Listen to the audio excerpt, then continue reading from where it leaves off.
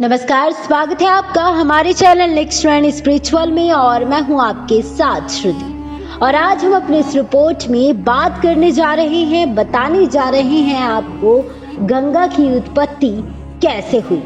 बता दें आपको, नारद जी ने कहा, वेद वेताओं में श्रेष्ठ भगवान पृथ्वी का यह परम मनोहर उपाख्यान सुन चुका, अब आप गंगा का विशद प्रसंग सुनाने की कृपा कीजिए प्रभु।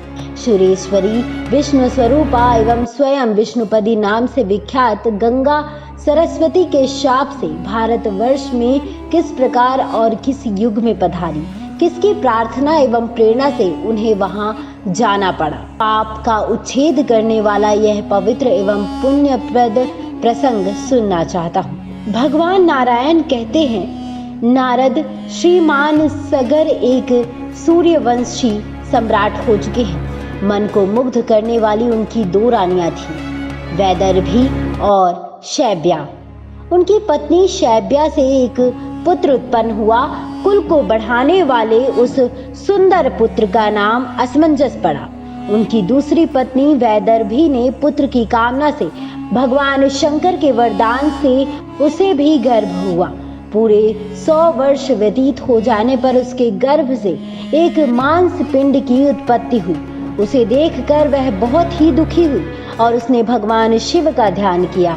तब भगवान शंकर के वेश में उसके पास पधारे और उन्होंने उस मांस पिंड को 60,000 भागों में बांट दिया। वे सभी टुकड़े पुत्र रूप में परिणत हो गए। उनके बल और पराक्रम की सीमा नहीं रही।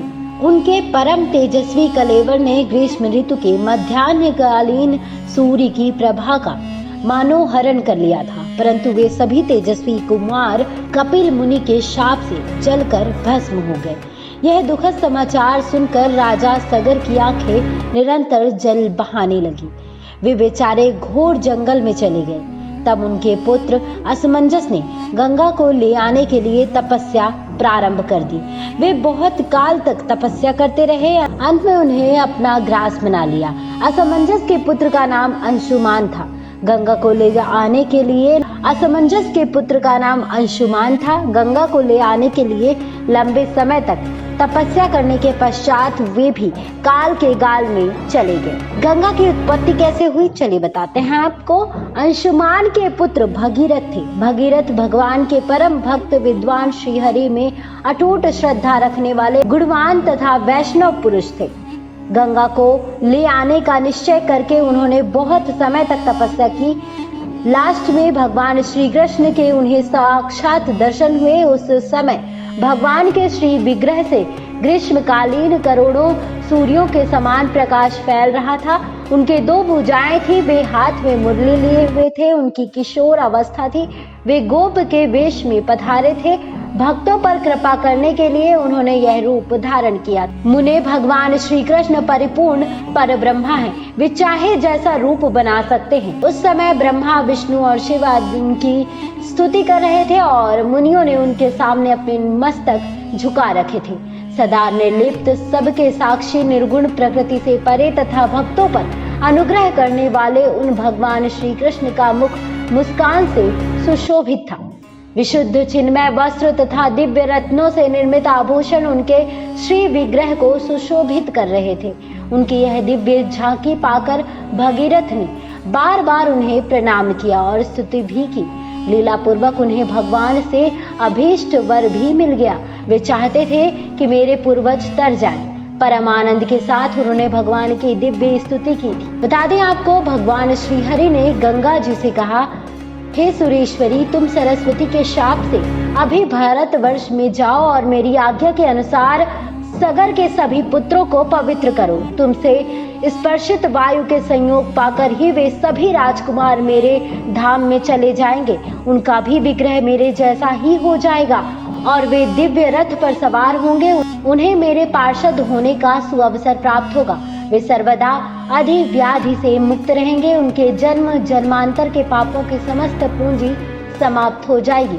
श्रुति में कहा गया है, भारतवर्ष में मनुष्यों द्वारा उपार्जित करोड़ों जन्मों के पाप गंगा की वायु के स्पर्श मात्र से नष्ट हो जाते हैं। स्पर्श और दर्शन की अपेक्षा गंगा देवी में मौसल स्नान करने से 10 गुना पुण्य होता है। सामान्य दिन में भी स्नान करने से मनुष्यों के अनेकों जन्मों के पाप नष्ट हो जाते हैं। पर्वों तथा विशेष पुण्य तिथियों पर स्नान करने का विशेष फल कहा गया है।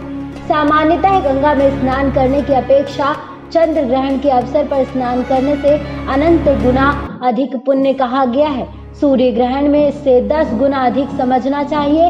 इससे 100 गुना पुण्य अर्धोदय के समय स्नान करने से मिलता है। बता दें आपको, बहुत पहले की बात है, अयोध्यापुरी में सगर नाम के राजा थे। उनको पुत्र नहीं था, अतः उन्हें पुत्र प्राप्ति की इच्छा थी। रामायण के अनुसार गंगे की उत्पत्ति कैसे हुई, बता दें आपको, बहुत पहले की बात है। अयोध्यापुरी में सगर नाम के राजा थे। उनको पुत्र नहीं था, अतः उन्हें पुत्र प्राप्ति की इच्छा थी। सगर की पटरानी का नाम कोशनी था। वह विदर्भ देश के राजा की बेटी और बड़ी धर्मिष्ठा और सत्यवादिनी थी। इनकी दूसरी रानी का नाम सुमति था और वह श्रेष्ठ नेमी की बेटी थी और अत्यंत रूपवती अर्थात सुंदरी थी। उन दोनों रानियों सहित महाराज सगर हिमालय के भृगुप्रस्थ वन नामक प्रदेश में जाकर तप करने लगे। तपस्या करते हुए महाराज सगर को जब 100 वर्ष पूरे हो गए, तब सत्यवादी महर्षि भृगु ने सगर की तपस्या से प्रसन्न हो उन्हें वर दिया, हे पुरुष श्रेष्ठ, तुम्हें बहुत से पुत्रों की प्राप्ति होगी और अतुल कीर्ति भी मिलेगी। तुम्हारी दोनों रानियों में से एक का पुत्र तो वंश बढ़ाने वाला होगा और दूसरी के 60,000 पुत्र होंगे। जब मुनि ने ऐसा कहा, तब दोनों रानियों ने हाथ जोड़कर कहा, हे ब्राह्मण, आपका वरदान 7 हो, किंतु यह तो बतलाइए कि एक किसके और 60,000 पुत्र किसके होंगे। उन रानियों के इस प्रश्न के उत्तर में भृगु जी महाराज ने कहा, यह तुम दोनों की इच्छा पर निर्भर है, अर्थात जो जैसा चाहेगी उसके वैसा ही होगा।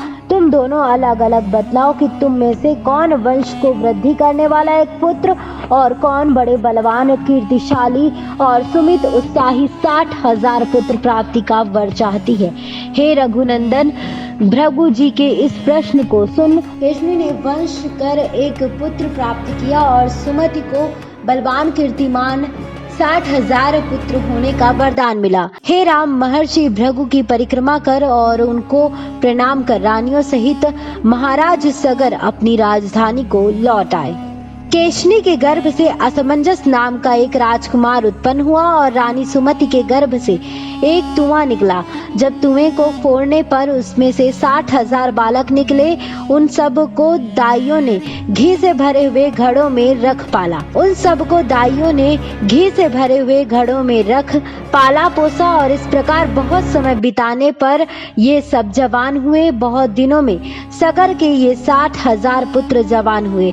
हे राम, सगर का ज्येष्ठ राजकुमार असमंजस अयोध्या वासियों के बालकों को पकड़कर सरयू नदी में फेंक दिया करता और जब वे डूबने लगते तब वह उन्हें डूबते हुए देखकर प्रसन्न होता था। वह बड़ा दुराचारी हो गया और वह सज्जनों को सताने लगा, अर्थात उसके आचरण सज्जनों के आचरणों से बहुत दूर थे। इस प्रकार महाराज सगर से पूर्ववासियों को सताने वाले असमंजस को देश निकालने का दंड दिया। असमंजस के अंशुमान नामक एक पराक्रमी पुत्र था जो सबकी सम्मति से चलता था, सबसे प्रिय वचन बोलता था। बहुत दिनों बाद महाराज सगर की इच्छा हुई कि यज्ञ करे। हे राम, ऐसा निश्चय कर वे ऋत्विजों को बुलाकर यज्ञ करने लगे। अपने 60,000 पुत्रों से यह बोले कि हे पुत्रों, यज्ञीय अश्व के हरने वाले दुष्ट राक्षस नहीं दिखलाई पड़ते कि वे किस मार्ग से घोड़ा चुरा कर ले गए। यज्ञ बड़े बड़े मंत्र वेत्ता महात्माओं द्वारा कराया जाता है, जिससे किसी प्रकार का विघ्न उपस्थित न हो। अब तुम लोगों को चाहिए कि तुरंत जाकर घोड़े का पता लगाओ। समुद्र से घिरी हुई जितनी पृथ्वी है सब ढूंढना, एक एक योजन ढूंढकर आगे बढ़ना। मेरी आज्ञा से अश्वहर्ता को ढूंढते हुए पृथ्वी खोदते जाना जब तक घोड़ा न दिखाई दे। मैं तो यज्ञीय दीक्षा लिए हुए हूँ, सो जब तक मैं घोड़े को देख ना लूं तब तक अंशुमान और उपाध्यायों सहित यही रहूंगा। जाओ, तुम्हारा मंगल हो। हे राम, वे महाबली राजकुमार प्रसन्न हो और पिता की आज्ञा पाकर पृथ्वी भर में ढूंढने लगे। नर शार्दुल सारी पृथ्वी खोज चुकने के पीछे अपने वज्र के समान नखों से प्रत्येक राजकुमार एक एक योजन पृथ्वी खोदने लगे। बता दें आपको, हमें पूरी जानकारी वेबसाइट्स और अन्य जगहों से प्राप्त हुई है। ये जानकारी आपको कैसी लगी, आप हमें कमेंट बॉक्स में कमेंट कर जरूर बताएं और इस वीडियो को ज़्यादा से ज़्यादा लाइक करें, शेयर करें और इस चैनल को सब्सक्राइब करें। नेक्स्ट 9 स्पिरिचुअल की रिपोर्ट।